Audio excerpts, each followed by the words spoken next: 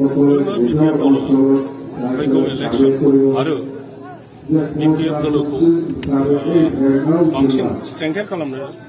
उद्देश्य लानानै रायजोफोरनि खाथियाव थांदों मिटिं खालामदों मोनफ्रोमबो ब्लकआव दा नुनो मोनदों मोनफ्रोमबो ब्लकआव गुबुन गुबुन पार्टियाव थानाय बिसेसकै UPPL आरो BJPआव खामानि मावनाय बिथांमोननि मानसिफ्रा मोजां गाज्रि राजनितिनि खोथाखौ बुजिनानै दा BPFआव जगदान खालामदों हाजार हाजार मानसिफ्रा जगदान खालामदों दिनै नैबे बेलगावआवबो 1300 जनसो UPPL आरो BJP आरो कंग्रेसनिबो समर्थकफ्रा BPFआव जगदान जानो फैदों दा बिदिनो मोनसे प्रग्राम लादों बेवहाय जोंनि आफादगिरि हाग्रामा महिलारिबो फैदों रायजो राजाफ्रा ग्रोम ग्रोम फैजोबदों जोबोद मोजां नुदों जे BPFनि जि पलिटिक्स बे पलिटिक्सआ माने साबसिननिफ्राय साबसिन जागासिनो नुनो मोनदों BPFनि जिथु सिंनि न'खर सिङावहाय माबाफोर नांलायनाय जादों जेरै चन्दन इमानुएल बिथांमोननि माबाया थासारिया माबायदि जेबो नांलायनाय जायाखै बेयो न'खर सिङाव सोरबाया सोरखौबा बोराबदोंब्ला बे न'खरनि खोथा इमानुएल मोसाहारिया मोनसे समावहाय BJPआव बिथाङा दा फैफिनबाय गाव हारसिं फैयाखै BJPआव गावजों खामानि मावफानाय हाजार हाजार BPF समर्थकफोरखौ वार्कारफोरखौ बिथाङा लाना फैबाय सुवा खालामना थांनानै गोबां सुवा खालामना खालामबाय गोबां बिथाङा सुवा सुथि खालामनानै साफा खालामदों बिनि खोथायाथ' बेबायदि बयबोथ' मिथिगौ रायजो राजाया बयबो मिथिगौ मा मा खोथा बुङो सेन्सलेस खोथा बुङो दा जों थांबाय गावनि रायजो राजाफ्रा ज' फैनानै जगदान जाफैबाय बेखौ नुनानै हयथ' बिथाङा गोसोआव गाज्रि मोनदों दुखु मोनदों आरो बिदिनो दुखु मोननाय आरो गाज्रि मोननायजों बिनि जि डेरिगेटरि वार्ड बांसिननिफ्राय बांसिन मा डेरिगेटरि वार्ड दङ माने बेफोरखौ बिथाङा बुंनो चन्दन ब्रह्मनि जि थासारि चन्दन ब्रह्मआ सिरि दंखायो गावनि बेक्तिगत उसुबिदानि थाखाय शारिरिक भाबैबो हयथ' बिथाङा उसुबिदायाव दङ ओंखारथ'वाखै जों आसा खालामदों उनाव ओंखारगोन हाग्रामा महिलारिया सासे बे दलनि आफादगिरि बे दलखौ जयैनो दादों हाग्रामा महिलारि हारसिं दायाखै गतिके सासे माने ज्येष्ठ नेता पार्टिनि बिथाङा सिरि थानायखौ आफादगिरिया एसे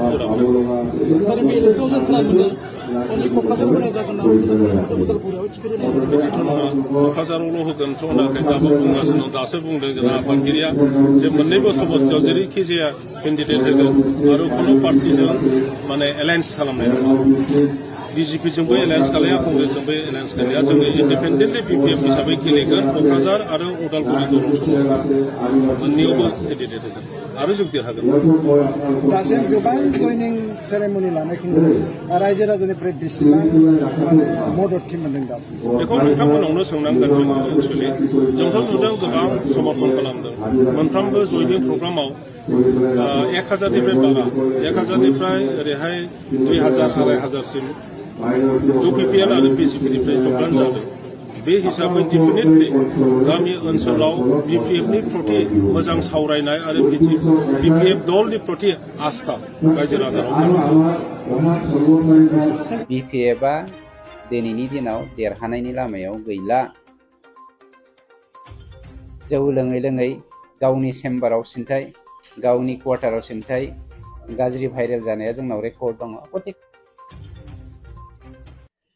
गणेश कछारिया मा केरेक्टारनि मानसि आंनिख्रुइ नोंथांमोना बांसिन मिथिगौ मिथिबाय गणेश कछारिया रामलीलानि मुङाव कृष्ण लीला जे खालामनो थाङोमोन रेकर्ड दंथ' जोंनाव दानो भाइरेल खालामनोबो हायो जोङो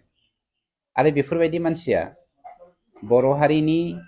बबे मोनसे गुदि बिजौखौ लानानै दिनै समाजनि बाथ्रा बुंनो फैदों जोङो मिथिया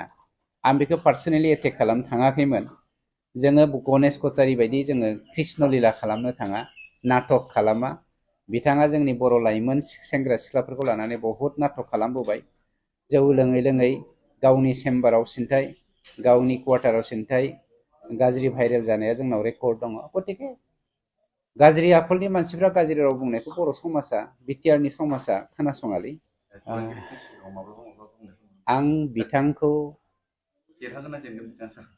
बिथांखौ गिबियाव आङो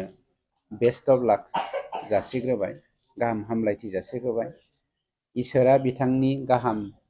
देहा गुफुं देहाखौ जेब्लायबो नोजोर होबाय थाथों बिथाङा सासे गाहाम बा मोजां बर' दैदेनगिरि डेम'क्रेसियाव बयहाबो मोन्थाय दङ राजखान्थि गेलेनो बा राजखान्थियाव बाहागो लानो बिथांनि देरहासारनायखौ आंबो लुबैयो देरहाथों खिन्थु मोनसे खोन्थाया सैथो बिपिएफआ दिनैनि दिनाव देरहानायनि लामायाव गैला टिकेट लानायनि सिगां आं खामफ्रा बरगयारी बिथांखौ खावलायदों नोंथांनाव जा एसे एनै रां दंबावो बेखौ जिमायनानै रायजो जानो नाजादो थाखाखौ गारनानै हाग्रामाजों बिट्रेड खालामजा मानोना आं दाखालिबो होनदों हाग्रामाया गावनि राइट हेन्ड चन्दन ब्रह्मखौनो जुदि सिनायलाब्ला गावनि राइट हेन्ड साफ्रोमबो बिपिएफ दैदेनगिरिखौनो सिनायलाब्ला गावजों आगसि आगदा थानाय बिएलटि लिडारफोरखौनो सिनायलाब्ला गाबोन जेननानै जेब्ला खाम्फा बरगयारिया लाथिख' जागोन रांखान्थि बिथिङाव बेखौबो बिथाङा जोगारखागोन बे 100% कनफार्म मानोना जिखुनु दाय गावनि दायखौ एरायनो थाखाय जिखुनु माबाखौनो बियो माने रिपिट माबा गाज्रि मा होनो जोगारनो हायो आंथ' दाखालिबो नोंथांमोननि मिडियायाव होनखादों दिनै जुदि नोंथाङा हाग्रामाखौ सोङोब्ला बिआर फेरेंगाया नोंथांनि सायाव अजद दैखांदों जे नोंथांनि बिहावा 150 बिगानिख्रुइबो बांसिन रिजार्भ फरेस्टखौ धंस खालामनानै साहा बागान गायदों बे साहा बागान गायनाय नोंथांनि बिहावनि सायाव इउपिपिएल दोलोआ दिनै सरकारा एक्सन लानो नागिरगासिनो दङ होमब्ला नोंथाङा मा बुङो होननानै हाग्रामाखौ सोंबा बियो मा होनगोन मिथिबाय थोद जाम्बा आंहा बिहाव गैया बे आंनि बिहाव नङा होनगोन बे क्लियार गतिके हाग्रामाया गावनि पार्सनेल इन्टारेस्टनि थाखाय जिखुनुखौनो मावनो हायो जिखुनुखौनो बुंनो हायो